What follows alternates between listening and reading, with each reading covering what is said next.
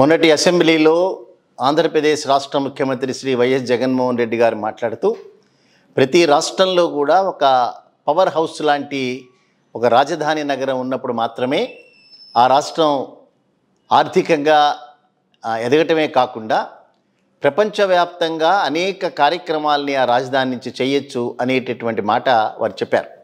దానికే వారు ఒక వివరణ ఇస్తూ అందుకే పదే పదే నేను విశాఖపట్నాన్ని ఆర్థికపరమైనటువంటి రాజధానిగా చేయాలనేటటువంటి మాట మాట్లాడుతూ వచ్చాను. ఇప్పటికీ కూడా ఆంధ్రప్రదేశ్లో విశాఖపట్నానికి మాత్రమే ఒక రాజధాని కాగలిగినటువంటి అర్హత ఉంది. అయినప్పటికీ కూడా కొన్ని స్వార్థపర శక్తులు దానిలో ప్రవేశించి ఒక ఆర్టిఫిషియల్ యాజిటేషన్లు చేయటమే కాకుండా రాజధాని నగరాన్ని విశాఖపట్నానికి షిఫ్ట్ చేయకుండా ఈ శక్తులన్నీ అడ్డుకుంటున్నాయనేటటువంటి మాట మాట్లాడారు. ఈ నేపథ్యంలో ఒక సంఘటన జరగటం అనేటటువంటిది రేపు రాబోయేటటువంటి రోజుల్లో విశాఖపట్నం ప్రపంచానికే సాటిగా ఒక రకమైనటువంటి ఆర్థికపరమైనటువంటి రాజధానిగా అనేక కార్యక్రమాలు విశాఖపట్నం నుంచి మొదలు కాబోతున్నాయా అనేటటువంటిది ఈ సంఘటన తెలియజేస్తుంది.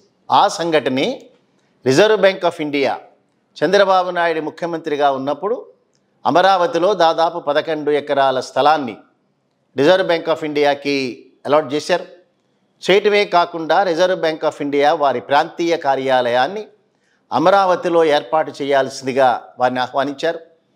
ఆ తర్వాత ప్రభుత్వాలు మారిన తర్వాత అమరావతి అది ఒక లెజిస్లేచర్ రాజధానిగా ఉంటుంది మాత్రమే, కానీ ఆర్థికపరమైనటువంటి రాజధాని విశాఖపట్నంగా గుర్తించామనేటటువంటి మాట పదే పదే వైసీపీ ప్రభుత్వం చెబుతున్న నేపథ్యంలో రిజర్వ్ బ్యాంక్ ఆఫ్ ఇండియా తన యొక్క నిర్ణయాన్ని మార్చుకుని అమరావతిలో వారి యొక్క ప్రాంతీయ కార్యాలయాన్ని చంద్రబాబు ప్రభుత్వం 11 ఎకరాలు అలాట్ చేసినా కూడా దాన్ని కాదని చెప్పి జగన్మోహన్ రెడ్డి గారి ప్రభుత్వానికి ఒక లేఖ రాయటం, మాకు విశాఖపట్నంలో మా ప్రాంతీయ కార్యాలయాన్ని మేము ఓపెన్ చేయడానికి మాకు తగు రీతిలో ఒక స్థలాన్ని కేటాయించండి అని చెప్పి వారు అడగటం.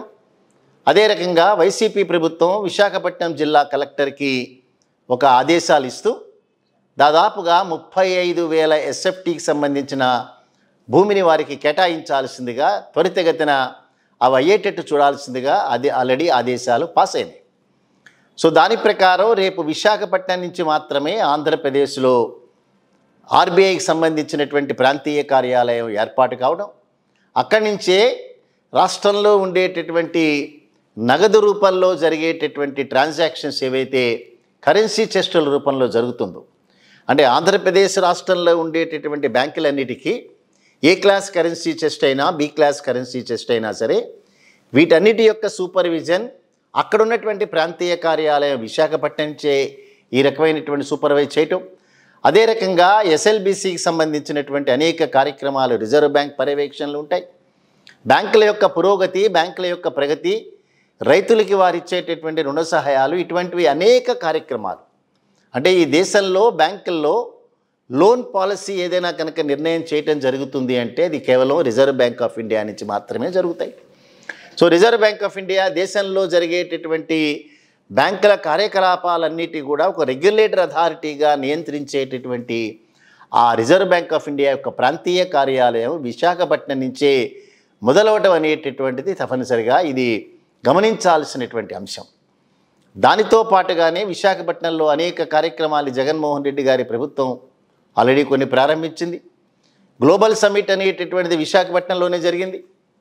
ప్రపంచవ్యాప్తంగా పేరెన్నిక కలిగినటువంటి అనేక మంది పారిశ్రామికవేత్తలు, భారతదేశంలో ఉండేటటువంటి చాలామంది పారిశ్రామికవేత్తలు పార్టిసిపేట్ చేయటమే కాకుండా ఈజ్ ఆఫ్ డూయింగ్లో వైఎస్ జగన్మోహన్ రెడ్డి గారి ప్రభుత్వం మాత్రమే నెంబర్ 1 స్టేట్గా భారతదేశంలో ఉంది. అందుకని పరిశ్రమలు స్థాపించడానికి అనువైనటువంటి ప్రదేశం ఆంధ్రప్రదేశ్ రాష్ట్రం అని ఆ విశాఖపట్నం గడ్డ నుంచే ప్రకటించడం అనేటటువంటిది తప్పనిసరిగా విశాఖకు ఉండేటటువంటి ప్రాధాన్యతని తెలియజేస్తోంది. దానితో పాటుగా భోగాపురం ఎయిర్పోర్ట్, అక్కడి నుంచి 8-9 లేన్స్లో అనేక ప్రాంతాలకి కనెక్టివిటీ చేయటం. సో ఈ రకమైనటువంటి కార్యక్రమాలు ఏర్పాటు చేస్తున్న నేపథ్యంలో మరొక ఇంపార్టెంట్ సంఘటన జరగటం, అది ప్రధానమంత్రి నరేంద్ర మోడీ గారు జమ్మూ కాశ్మీర్లో వర్చువల్గా విశాఖపట్నంలో ఐఐఎంని ఏర్పాటు చేసేటటువంటి ఒక కార్యక్రమానికి వారు నాంది పలికారు. అదే రకంగా తిరుపతి పట్టణంలో ఐఐటిని ఏర్పాటు చేయడానికి నాంది పలికారు. కర్నూలులో IIIT అనేటటువంటి సంస్థని ప్రారంభించడానికి వర్చువల్గా ప్రారంభించారు. అవన్నీ కూడా. సో విశాఖపట్నంలో ఐఐఎం రావటం అనేటటువంటిది దేశవ్యాప్తంగా అనేక మందికి విశాఖపట్నానికి వచ్చేటటువంటి గుర్తింపుగా ప్రజలందరూ కూడా దాన్ని భావించటం అనేటటువంటిది జరుగుతుంది. అంచేత విశాఖపట్నంలో జరుగుతున్నటువంటి ఆర్థికపరమైనటువంటి కార్యకలాపాలు ఏవైతే ఉన్నాయో తప్పనిసరిగా రాబోయేటటువంటి రోజుల్లో ఆ ప్రాంత ప్రజలందరికీ కూడా ఉద్యోగ అవకాశాలు, వ్యాపారంలో అభివృద్ధి చేసే అవకాశాలు, వ్యాపారాలు మొదలుపెట్టుకునేటటువంటి అంశాలు ఇవన్నీ కూడా ఆ చుట్టుపక్కల ప్రాంతాల వారికి ఉపయోగకరమైనటువంటి రీతిలో జరుగుతాయంట ఎక్కడ కూడా సందేహం లేదు. వెనుకబడినటువంటి ప్రాంతం శ్రీకాకుళం జిల్లా కానీ, విజయనగరం జిల్లా కానీ, విశాఖపట్నం జిల్లా కానీ గిరిజనులు ఎక్కువగా ఉండేటటువంటి ప్రాంతం అది. వెనుకబడినటువంటి కులాలు, అణగారినటువంటి వర్గాలు అనేక మంది ఉండేటటువంటి ప్రాంతాలు ఇవన్నీ కూడా. అటువంటి ప్రాంతంలో ఒక ప్రపంచంలో ప్రసిద్ధి చెందినటువంటి ఒక రాజధానిగా విశాఖపట్నం అవతరించటం, ఆ విశాఖపట్నం మీద అనేక మంది రాష్ట్ర ప్రభుత్వాలు, కేంద్ర ప్రభుత్వాలు, అనేక మంది పారిశ్రామికవేత్తలు దాని మీద కాన్సన్ట్రేట్ చేస్తూ పారిశ్రామికీకరణ, అదే రకమైనటువంటి ఆర్థికపరమైన కార్యకలాపాలన్నీ కూడా ముందుకు సాగటం అనేటటువంటిది ఆ ప్రాంత ప్రజలకి రాబోయేటటువంటి రోజుల్లో తప్పనిసరిగా ప్రయోజనం కలిగించేటటువంటి అంశంగా మనం భావించాలి. ఇవాళ రిజర్వ్ బ్యాంక్ ప్రాంతీయ కార్యాలయం హైదరాబాద్ నగరంలో ఉంది. దానివల్ల తెలంగాణ రాష్ట్రంలో ఉండేటటువంటి అనేక మందికి చాలా ప్రయోజనం కలిగినటువంటి ఆ ప్రాంతీయ కార్యాలయం పర్యవేక్షణలు ఇవన్నీ కూడా.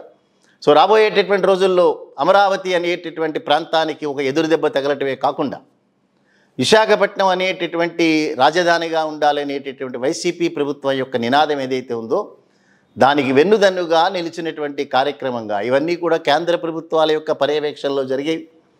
సో కేంద్ర ప్రభుత్వాలన్నీ కూడా జగన్మోహన్ రెడ్డి గారి ప్రభుత్వానికి పరోక్షంగా ఒక మద్దతు తెలియజేసేటటువంటి యాక్టివిటీగా ఇవాళ జరిగినటువంటి రిజర్వ్ బ్యాంక్ సంబంధించినటువంటి ప్రాంతీయ కార్యాలయ ఏర్పాటు కానీ, నరేంద్ర మోడీ గారు ప్రత్యక్షంగా అంటే వర్చువల్ పద్ధతిలో ప్రారంభించినటువంటి IIITలు, ఐఐఎంలు, ఐఐటి లాంటి సంస్థల ప్రారంభోత్సవాలు కానీ ఇవన్నీ తప్పనిసరిగా గమనించాల్సినటువంటి అంశం. అందుకే జగన్మోహన్ రెడ్డి గారు అసెంబ్లీలోనూ, అసెంబ్లీ బయట కూడా 3 రాజధానుల వారి యొక్క స్టాండ్ ఏదైతే ఉందో ఆ 3 రాజధానుల యొక్క ప్రక్రియకి మద్దతు తెలియజేయాల్సిందిగా అనేక మందిని కోరారు.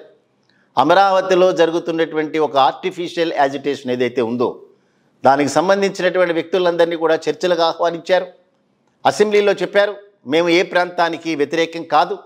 విశాఖపట్నంలో ఈ 3 రాజధానుల ప్రక్రియ ప్రకారం అక్కడ కనుక పరిపాలనా రాజధాని కనుక ఏర్పాటైతే తప్పనిసరిగా రాష్ట్రం యొక్క ప్రయోజనాలు కాపాడేటటువంటి కార్యక్రమంగా ఉంటుందని చెప్పారు.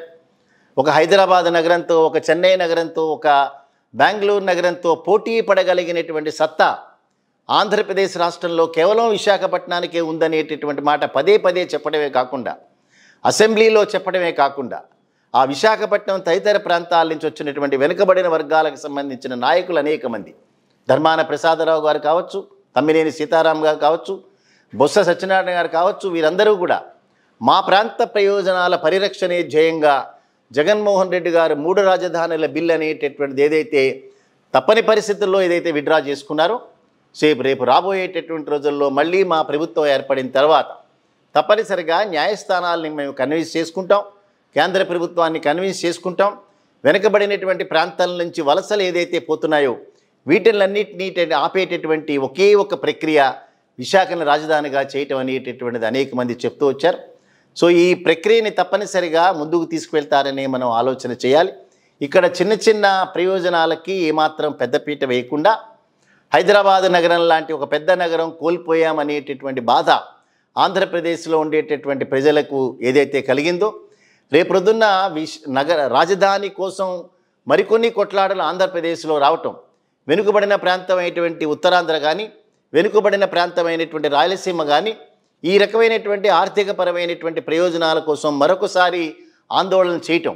సో మొత్తం అమరావతిలోనే టోటల్గా లక్షల కోట్ల రూపాయలు పెట్టుబడి పెట్టి మళ్ళీ తిరిగి ఈ రకమైనటువంటి ఒక అభద్రతా భావాన్ని ఆంధ్రప్రదేశ్ రాష్ట్ర ప్రజలకి ఉండకూడదనేటటువంటి జగన్మోహన్ రెడ్డి గారి అభిప్రాయం ఏదైతే ఉందో తప్పనిసరిగా ఇప్పుడు జరుగుతున్నటువంటి రిజర్వ్ బ్యాంక్ ప్రాంతీయ కార్యాలయ ఏర్పాట్లు కానీ, ఐఐఎం లాంటి ఏర్పాట్లు కానీ, భోగాపురం ఎయిర్పోర్ట్ లాంటి ఒక అతిపెద్ద ఎయిర్పోర్ట్లు రావటం కానీ ఇవన్నీ కూడా రాబోయేటటువంటి రోజుల్లో 3 రాజధానుల యొక్క ప్రక్రియని ముందుకు తీసుకువెళ్ళడానికి అనువుగా ఉండేటటువంటి కార్యక్రమంగా మనం తప్పనిసరిగా భావించాలి.